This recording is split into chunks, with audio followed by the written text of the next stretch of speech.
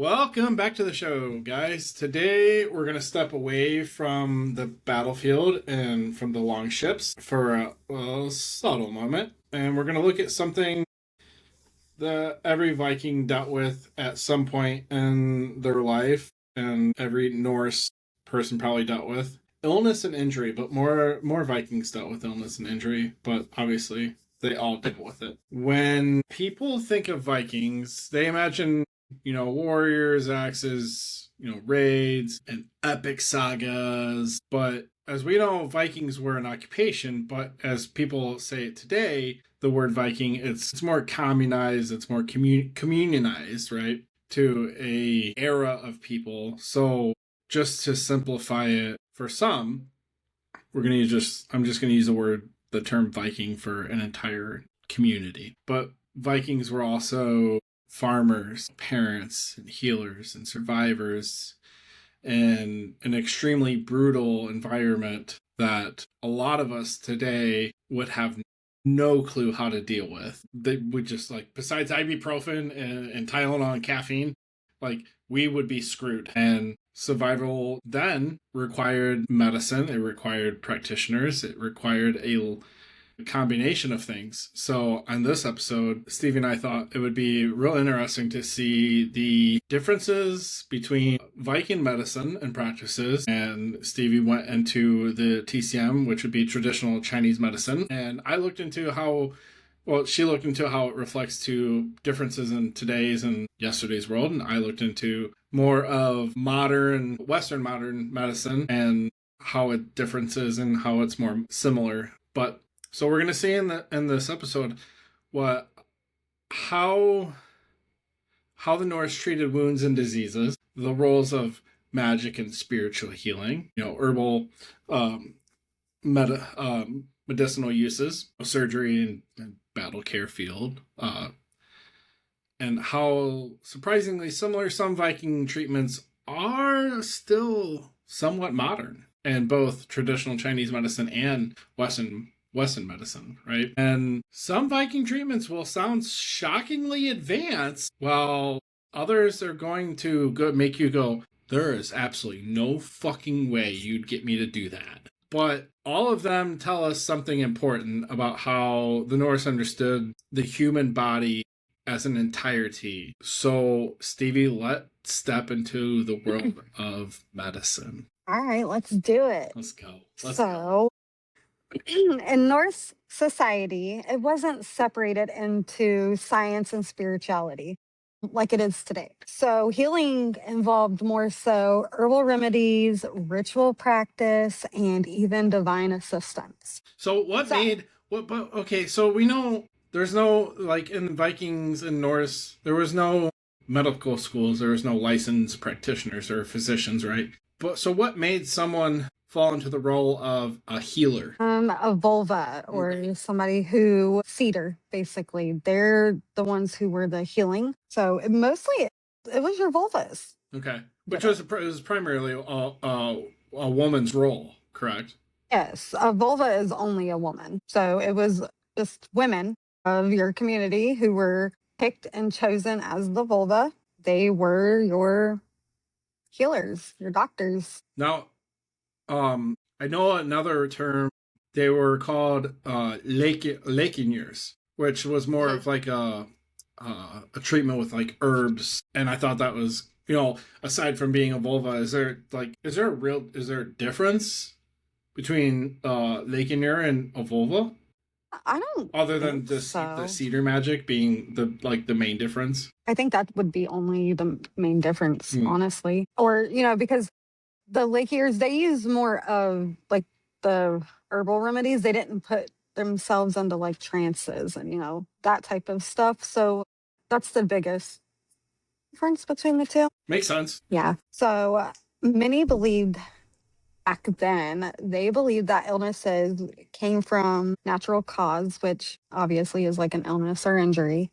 And then you also had, like, spiritual imbalances, which I still think today those two obviously play like a huge role in somebody's natural cause of. I think today we could call it more I don't want to say mental illness, an off balance, as we've talked about in mental illness and mental tribulation in the previous episode.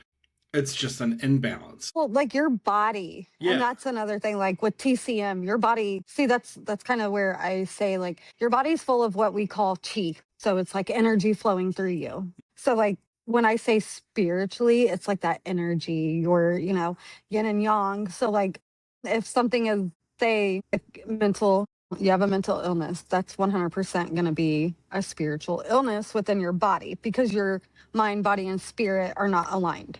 Norse looked at it that way too. Right. So that's how I would like word that. They also thought like supernatural forces and curses were a cause of it, like any illness. Well, and that would, yeah, because in the realm of, the Viking era, which is what, the 5th century that we are aware of, we have no physical evidence of the gods and stuff like that, but then also honoring ancestors and stuff like that.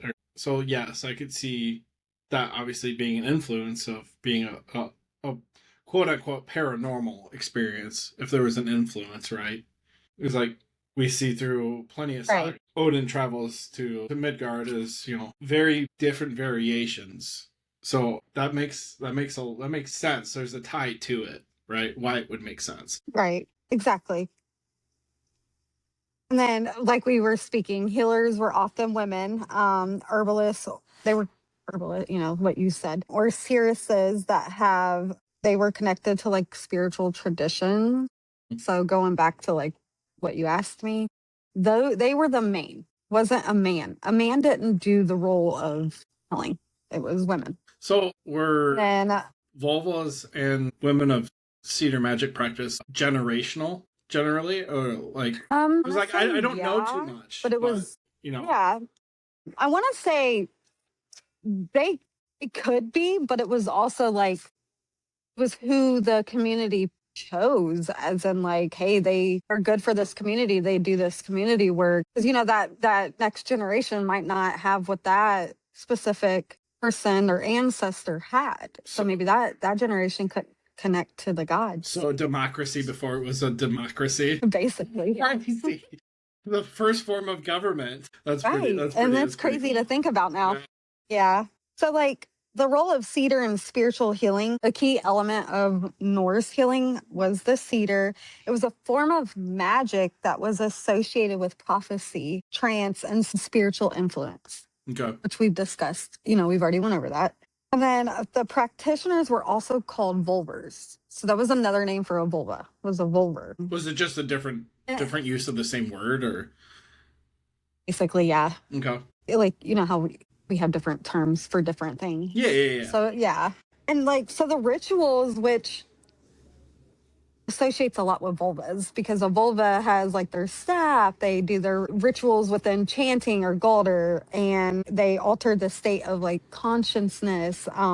So that was a lot of how they healed. They also may, by like removing spiritual causes of illnesses. So like if somebody has a curse, your vulva was there to get rid of that curse, not just, for physical illnesses or whatever.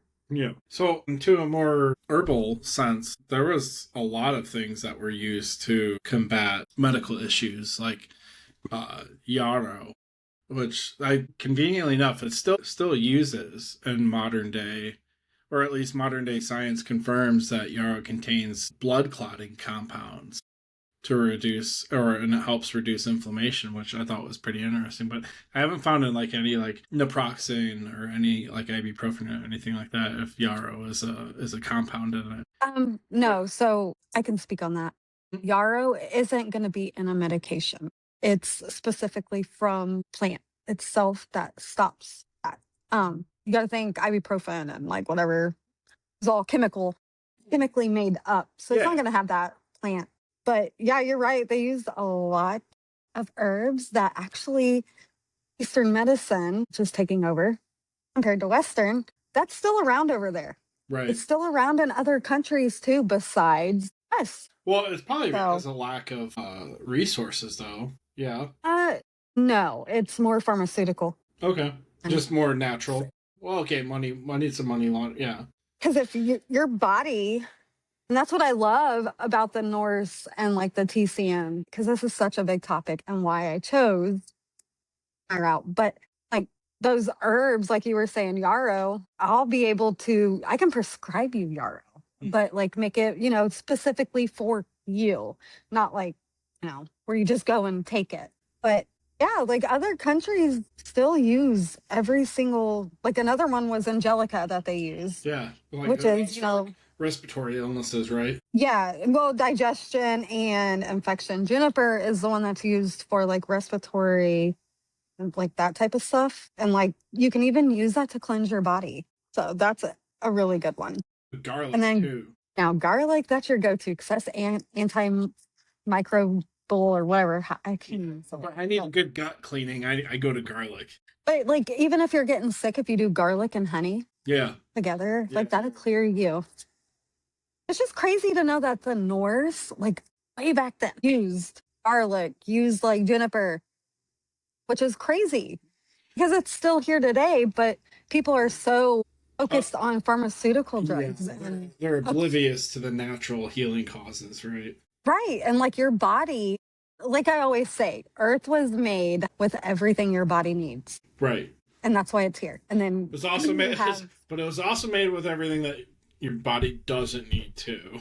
that too. So but, I mean, like, there's a lot of trial and error to find these ingredients that would actually work, right? well, and that's another thing. That is when I first started my med school, what got me into it was my master's in public health, where I said I wanted to do scientific based with natural herbs so that we can prove like evidence based out there. Like, hey, this is out here, this is what it can do. Kind of like how they do drugs, they do like the clinical trials and like that. I want to be able to put my knowledge with, herbal medicine and public health, the Western connect the two so that it's more known here. Yeah. Well, what do you see being? I foresee the biggest obstacle in that would be obviously, big pharma. You know, That the is, money that you're gonna have to fight against, kind of thing.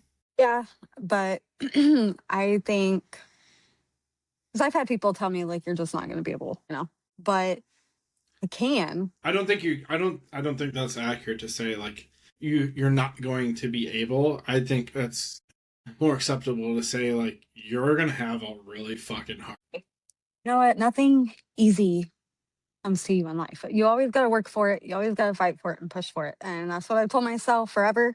And I feel like I was chosen as a vulva for a reason. The Norse religion came to me for a reason at the right time. And I feel like the gods and the Norns and, especially air, who I connect to almost every day, have been right beside me, and supporting me. So as long as I have the gods standing beside me, I think I can do it.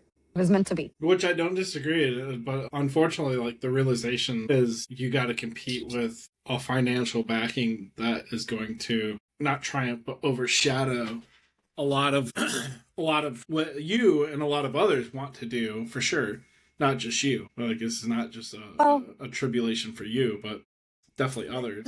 It just sucks. You're right, but I've noticed a lot of people are now turning more to natural remedies than they are, because you got to think when somebody's sick and they go and take blood thinner pills, Yeah, then they're right. going to have 20 other side effects. So then here's another medication for that side effect. And a lot of people don't have the money because insurances nowadays really aren't covering that. Add on 14 pills. Like my dad, he was taking, gosh, he gained so much weight.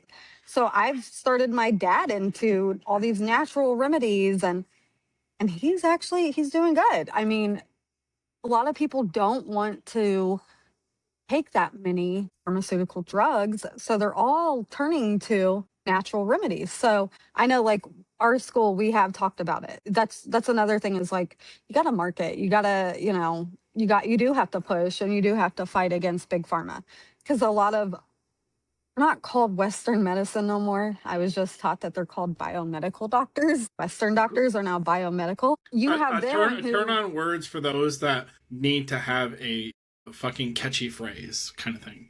That's all. no, I'm like, Who whatever, cares? right? But then you do have them who try to bash and discredit us who are Eastern medicine and holistic based and whole person, because we're a competition to them. Yeah. Because, hey, if I can prescribe this person all these, I get that money from Big Pharma. And and the thing is so many of these clinical trials and stuff they're not done appropriately. Like, I don't want to I'm not going to talk about that on here, but like, Yeah. there's just so much. So I do think we holistic people do have a chance of standing up if the people can keep trying to become healthy, but like a natural way instead of that way. I still, when I get joint pain, I revert to mineral oils to help, like, all the time, like fish oil and eucalyptus oil. And like I said, I use garlic when I feel like my gut needs a good cleansing, aside from just changing my routine diet up, like, there's fact behind the proof, right? Like, you don't need, okay, I'm gonna just, if there's any fucking side effect that says diarrhea, nausea, vomiting, or fucking anal seepage of any sort, you can count me the fuck out. Right. I'm sorry, but like, I'm not gonna risk sitting on the shitter for fucking hours on end or throwing up into a toilet and waiting for it to just pass because it's a side effect. Who would want that? Right, if that's a side effect, it shouldn't be a drug that should be distributed amongst the people. I'm sorry. Like, will it work? Sure. Can it cause this? Yeah. Okay, then the answer is fuck no for me. Exactly. And that's what I'm saying is a lot of the elderly are so misinformed. And that's who I think. They're not just they're misinformed, they're taking fucking advantage of. That's what I'm saying. Yeah. It's ridiculous. Like acupuncture, people think it's just. No, that is a. Sign me up. You put a little clicker in the back of my neck? You want to poke me with needles? Go ahead. I would rather much do that than take a pill over anything. Exactly. Love acupuncture. I love chiropractic work that has to do with pressure reducing remedies. See, and that's what I'm becoming an acupuncturist with TCM. But we work with a lot of chiropractors. We work with PTs, OTs, and all them. But back to like the Norse. So you know how people think like runes, they're just for like writing, right? A lot of people don't understand exactly what runes are. They're probably the most difficult thing to learn through the Norse religion for sure, or like Norse practices. Yeah. Not just the runes themselves, but to what you're alluding to is bind runes, right? Exactly. That's difficult. Like, I've tried it a bunch of times. I've done a bunch of different bind runes, and I'm not saying that they don't work. I'm saying if your soul and spirit aren't tying into that bind rune, it's not going to work likely. There's less of a chance for sure. That's true. But like runes, they held magic. They were carved in wood, they were carved in bones. When working with the runes, you speak in chants, which is Galder. And they had protective symbols. And that's what they would use back then. They would use runes for protective symbols from those, illnesses and all that. And if people don't understand, you can look into the Have 'em All. It describes the healing runes and like the spells. It talks about that. So that is evidence to like back that up. Another thing people don't realize, like I think you said it in the beginning, is the Norse had advanced medicine. Yeah. What did you take from that? I thought that was really interesting. So their way of clotting blood, right? They found a natural remedy, and modern medicine has already confirmed that yes, that does work. Their bone setting before, obviously using plaster and cloth as a casting type, they would use obviously sticks and rope to set bones. So which you find that in a lot of different cultures, like they would just do that. But this is an extremely early culture that realized that you had to stabilize that body part from or immobilize it to begin to heal. And not only that, but they like pre-medicinal stuff, combs and tweezers and ear cleaners and razors, right? Like you see a lot of you can't really say if it's true or not, but you see a lot of like the movies where they got the shaved side heads, and they're pretty well kept for the most part, which in scriptures they're never described as grungy, but they are pretty well kept. And I feel like as far as a hygienic sense goes, that does lead to a longevity and health overall, right? So Yeah, they had good hygiene. right, but you look back and there is a word called I'm gonna butcher this. I'm gonna butcher it so bad. Largadugger, which means it translates to Saturday, which is washing day. And they would use, like honey and different other herbs. That's what they use for soap. Before we figured out alkali and lye and lime would combine as soap. But I feel like, to be very simple about it, they figured out hygiene was a straight course to living a longer life. When you compare it to what Francia went through dealing with the Black Plague with around the 10th, 11th century ish, and it all had to do with hygiene and ill-equipped sewer systems and stuff like that. The Norse were way ahead of the game, though. Were they lacking technology wise? Sure, but in a medicinal sense, they were way ahead of taking care of themselves. But despite that being impressive, Viking medicine had some major limitations, I feel like. And it was mostly, I think, understanding. Like, compared to what we have now, yeah, they're not going to understand, bacteria and viruses and, anatomy at a microscopic level, or even anesthesia, which back then you didn't have anesthesia. You bit a rope, you chopped your limb off, and that was it. They cauterized the wound, and that's the way it went. So to say it was unfair, I mean, not really, compared to what they were given. No, they did what they could. But I think it was more interesting to know they were way more modern in the realm of hygienics, and that was the key. Basically, I think that's the key to a longer life, is just being generally like up on your hygiene. Right. I mean, it's pretty simple. You brush your teeth last longer. You wash your body, you don't stink like shit. I mean, like, come on. Very true, but some people don't do that. They don't. If you don't, and you're listening to this, I strongly suggest that you take upon the practice. I mean, I don't feel like I have to tell you this. Your parents should have told you, and if they didn't, they failed you. That cleanliness helped reduce, like, it reduces infection risk by 1,000%. Yes. So, but be careful what you wash your body with, though. Like, try to use things that have less chemicals in them. 100%. Go more natural if you can, I must say.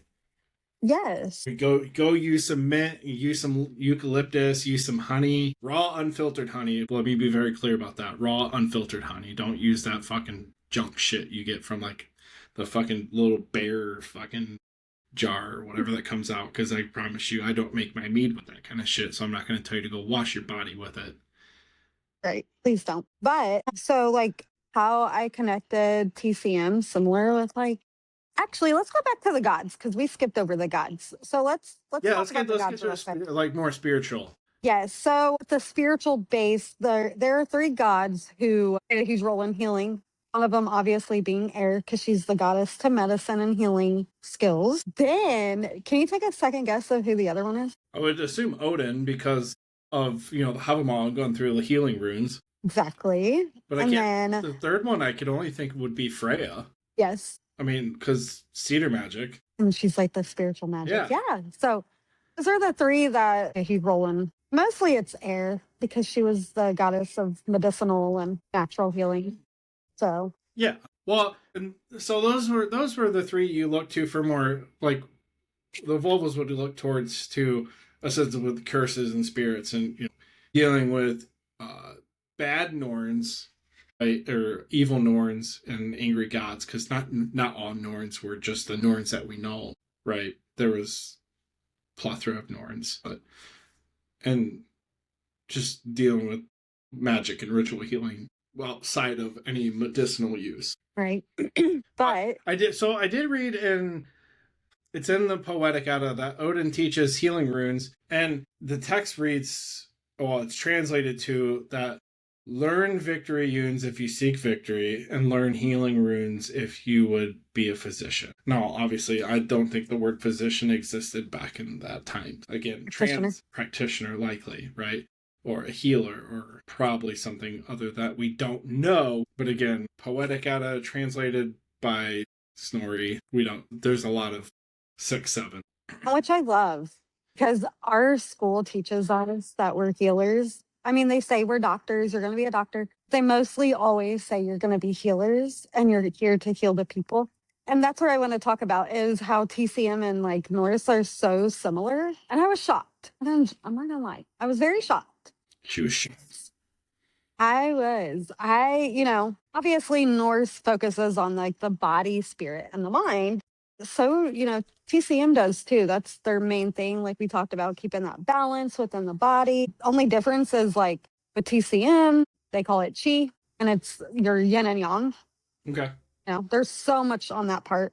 And then you got the Norse, they wanted to balance the body, but it was more spiritual of like herbs and how to like use the runes and, that type of. We really didn't call it anything, like, No. like chi, like just your spirit, or like it was just like, just you're off. Right. Like, and it was like with TCM that yin and yang is to restore the balance of harmony within your body.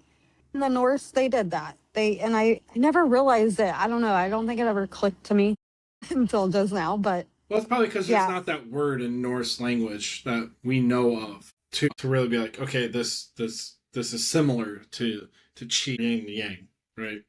Right. Like I know I connected it like last year when I took a Chinese, like the historical side of it. Like I was like, wow, that's so similar because they had figures they looked up to, like how Norse has, ours, like our gods. Well, the Chinese did too, and they do. And you got to think they're both so ancient.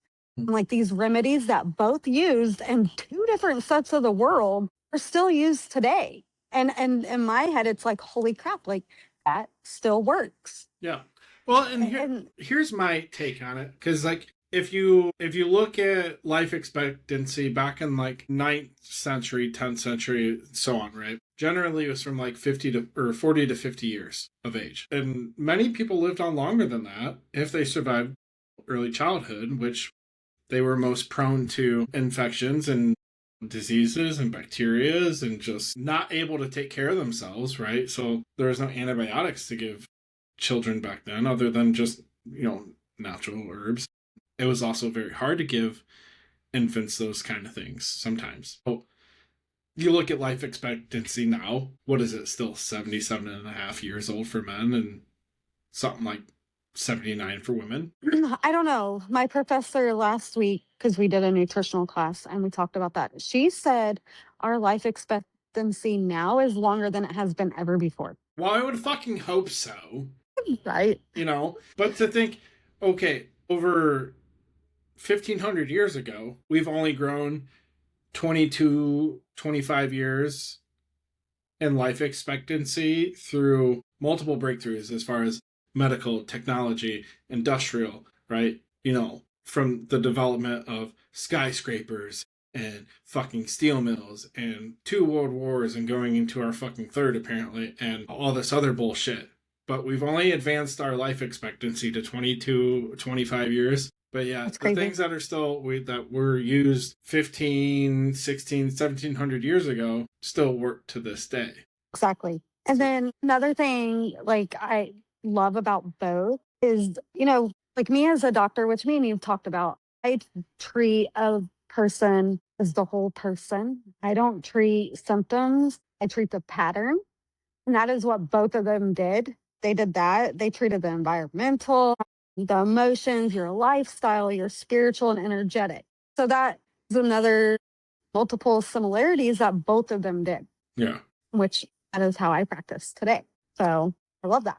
Yeah. So And I'm not one to argue that there are medicines that work for individuals, and I can only speak on a couple of scenarios. Mental health wise, like I've trialed and error, I've used whatever has not worked, and I have found a set of medications through the day that do work. And then I've had MRSA before, and like, if y'all have had MRSA before or any kind of staph infection, yeah, there's, from what I can find, there's no old practices that would really help you in the case of a staph infection, right? Or especially MRSA, which is methicillin resistant, right? It's tough. And that fucker had me out for a long fucking time. Well, mine was on my boobs. Mine was on my fucking face, so I don't want to hear it. No, I do agree with you. I'm not saying I'm highly against all of it. Right. I'm just saying, like, there's certain things that can be cured naturally. Not cured. I don't want to say cured because, like, that's just making a promise that I don't want to put in Exactly right. practice to help you. To help, right? Assist. Like me, I can't take a lot of medicine. I'm allergic to almost every single medicine out there. Okay, so and can go for people who are like me, you know. But now I will say, you said you found a medication for mental health, Yep. which I love. But I also think, which in my class, and I'm about to do this assignment, where you connect the nutrition with a mental health. And it kind of plays into what you eat. And like, I'm also in acupuncture. We are also about to, once I get my white coat, which we're getting, I'm going to start my research into that for mental health. But acupuncture helps with that too. Yeah. So I'm the type of person. I agree with that. I agree with that part. It does help. For me, it's more finding the time to get to those acupuncture appointments or making those. So I will stand on the ground with Stevie on that. Like, acupuncture does help, not just the body, but it helps the mind just as much, for sure. And there's certain points in your body that no medication is going to be able to get. You know, it's like there's so many. I can't go into all of them because it's too many to cover. But certain points, you know, like if right here, say you're like having an anxiety attack, there, right here, just press it for 30 seconds and it will help you calm down. But now, like mental illness, if you notice, it's such a high rise in America, especially autism. I have two autistic boys, and that's kind of where my research has been, and depression and all that. It plays into the food. The food, I feel like, because there's so many processed chemicals, like environmental, that is why I get shut down every time with their dad being military and a new outbreak just came. MREs are full of heavy metals and everything else. And here's a big lead that I can personally take and dive into more, whether it gets me shut down or not. But because like there's just so many autistic kids, so many people are depressed, so many people have like schizophrenic, you know, bipolar, and other countries don't see such a high rise like America. Agreed. I'm not saying natural remedies are going to cure that, but what you put in your body and what you put in your gut, because your gut is the main thing that helps your body. If your gut's bad and you're putting in these toxic every day, all this processed food, it's going to mess with you and make you imbalanced. If you guys follow me on TikTok, you know what my gut sounds like. Yeah, we do. So I, again, stand on business with that too, because although it's going to sound very complicated, I also have a son who is autistic and is born from military background. So I don't disagree that there has a connection between what's put into the body, for sure, and the relativeness to autism and or other diagnoses. Yeah, but that is something which I've told you from the beginning. Like, I am going to dive in and keep digging. But no, like, I just, you know, since we are all medicine, I'm not telling people like stop seeing your Western medicine doctors. I'm not telling you to. We're just a specialty from them, kind of like a neurosurgeon. If you need to have your brain looked at, right. go to your neurologist. Like, I'm totally not. All I am saying is speak for yourself, know your body, and honestly, try to go see an acupuncturist. Just even if you're feared of them, just go sit down and have a consultation and really see how well they can help you. Most of them before don't turning to even use needles anymore. They just go to the pressure points, and they can get to oh those pressure points without even doing acupuncture, which is like acupuncture isn't just the use of the needles into the body. and I do want to say, please do not go see somebody who just has a master's. I've noticed a lot of people who Please make work sure they with have others. fucking. Yeah, like Yeah. because I'm doing a dual, I'm doing a master's and my doctorate, and like They don't have no, PhD. Just walk away.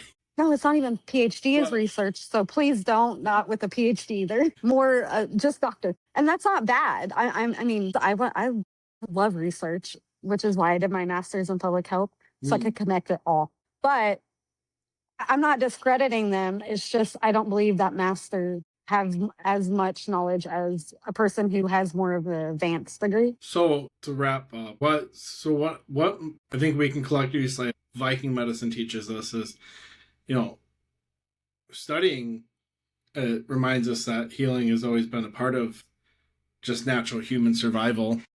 Even in brutal warrior culture, still people cared for the sick, the young and the unnurtured, but they studied nature as a whole, as we see and we know now. Like today, I still believe it's probably one of the first cultures that we can learn that it's passed down through many generations, and not just in generations but cultures of a wide variety of people, and they tried to understand the body with the tools that they had. Like we said, they were advanced in their own specific ways and lacked in many different ways as well, but some were surprisingly way ahead of their time. Like we said, hygiene, like that's just very simple, but now, you look at other cultures, they tried to make technological advances and they lacked in the simplistic stuff. And in a strange way, modern medicine is simply the next chapter of the same story. And humans are just trying to heal humans at this point. And that's really all it is. I agree. So, thanks for listening to today's episode, guys. If you enjoyed this deep dive into Viking medicine, make sure to follow, share the show, share it with someone who loves, the Norse history. Like I said, we were going to step away from the battlefield and the long ships on this one. And next time we might explore another side of the Viking life that doesn't always make its way into the limelight. So until then, stay curious and keep the sagas alive. Bye, guys.